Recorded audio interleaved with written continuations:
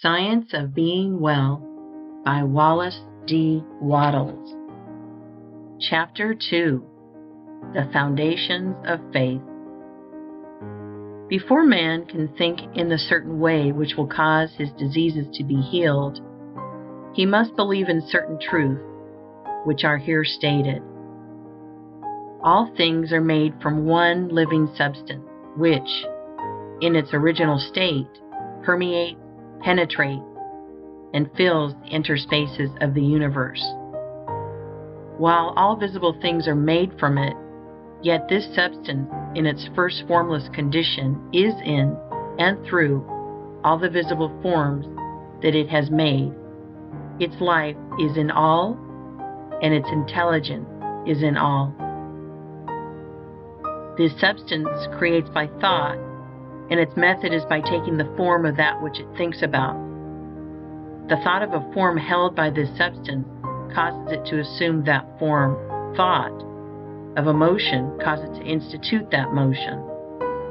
Forms are created by this substance in moving itself into certain attitudes or positions. When original substance wishes to create a given form, it thinks of the motions which will produce that form. When it wishes to create a world, it thinks of the motion, perhaps extending through ages, which will result in its coming into the attitude and form of the world, and these motions are made. When it wishes to create an oak tree, it thinks of the sequences of movement, perhaps extending through ages, which will result in the form of an oak tree, and these motions are made. The particular sequences of motion by which differing forms should be produced were established in the beginning. They are changeless. Certain motions instituted in the formless substance will forever produce certain forms. Man's body is formed from the original substance and is the result of certain motions which first existed as thought of original substance. The motions which produce, renew, and repair the body of man are called functions, and these functions are of two classes: voluntary and involuntary. The involuntary functions are under the control of the principle of health in man and are performed in a perfectly healthy manner so long as man thinks in a certain way. The voluntary functions of life are eating, drinking, breathing, and sleeping. These, entirely or in part, are under the direction of man's conscious mind, and he can perform them in a perfectly healthy way if he will. If he does not perform them in a healthy way, he cannot long be well. So we see that if man thinks in a certain way and eats, drinks, breathes, and sleeps in a corresponding way, he will be well. The involuntary functions of man's life are under the direct control of the principle of health, and so long as man thinks in a perfectly healthy way, these functions are perfectly performed, for the action of the principle of health is largely directed by man's conscious thought affecting his subconscious mind. Man is a thinking center, capable of originating thought, and as he does not know everything, he makes mistakes and thinks error. Not knowing everything, he believes things to be true which are not true. Man holds in his thought the idea of disease and abnormal functioning and conditions, and so perverts the action of the principle of health, causing diseased and abnormal functioning and conditions within his own body. In the original substance, there are held only the thoughts of perfect motion, perfect and healthy function, complete life. God never thinks disease or imperfection, but for countless ages men have held thoughts of disease, abnormality, old age, and death, and the perverted functioning resulting from these thoughts has become a part of the inheritance of the race. Our ancestors have, for many generations, held imperfect ideas concerning human form and functioning, and we begin life with racial, subconscious impressions of imperfection and disease. This is not natural or a part of the plan of nature. The purpose of nature can be nothing else than the perfection of life. This we see from the very nature of life itself. It is the nature of life to continually advance toward more perfect living. Advancement is the inevitable result of the very act of living. Increase is always the result of active living. Whatever lives must live more and more. The seed lying in the granary has life, but it is not living. Put it into the soil, and it becomes active, and at once begins to gather to itself from the surrounding substance, and to build a plant form. It will so cause increase that a seed head will be produced containing 30, 60, or 100 seeds, each having as much life as the first. Life by living increases. Life cannot live without increasing, and the fundamental impulse of life is to live. It is in response to this fundamental impulse that original substance works and creates. God must live, and He cannot live except as He creates and increases. In multiplying forms, He is moving on to live more. The universe is a great advancing life, and the purpose of nature is the advancement of life toward perfection, toward perfect functioning. The purpose of nature is perfect health.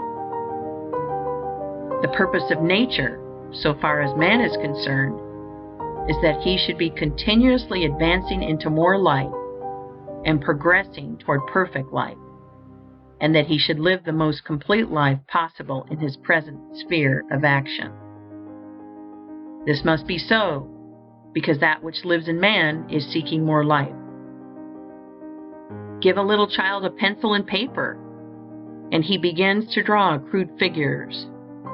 That which lives in him is trying to express itself in art. Give him a set of blocks, and he will try to build something. That which lives in him is seeking expression in architecture. Seat him at a piano, and he will try to draw harmony from the keys.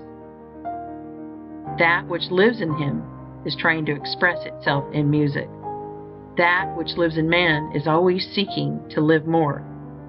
And since man lives most when he is well, the principle of nature in him can seek only health. The natural state of man is a state of perfect health, and everything in him and in nature tends toward health. Sickness can have no place in the thought of original substance, for it is by its own nature continually impelled toward the fullest and most perfect life, therefore toward health. Man, as he exists in the thought of the formless substance, has perfect health. Disease, which is abnormal or perverted function, motion, imperfectly made or made in the direction of an imperfect life, has no place in the thought of the thinking stuff. The Supreme Mind never thinks of disease. Disease was not created or ordained by God or sent forth from Him. It is wholly a product of separate consciousness, of the individual thought of man. God, the formless substance, does not see disease, think disease, know disease, or recognize disease. Disease is recognized only by the thought of man. God thinks nothing but health.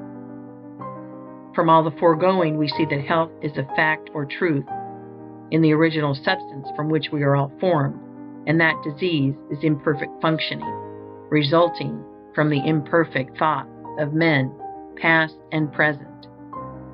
If man's thoughts of himself had always been those of perfect health, man could not possibly now be otherwise than perfectly healthy.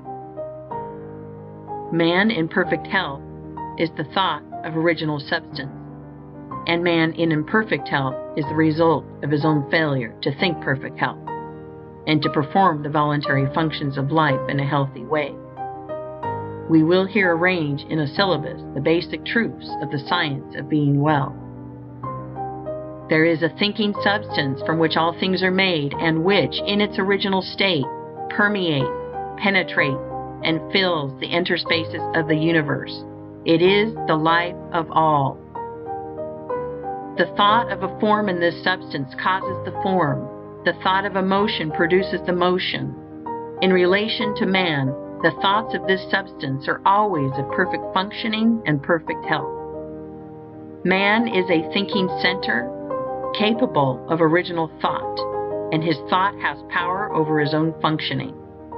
By thinking imperfect thoughts, he has caused imperfect and perverted functioning, and by performing the voluntary functions of life in a perverted manner, he is assisted in causing disease. If man will think only thoughts of perfect health, he can cause within himself the functioning of perfect health. All the power of life will be exerted to assist him. But this healthy functioning will not continue unless man performs the external or voluntary functions of living in a healthy manner.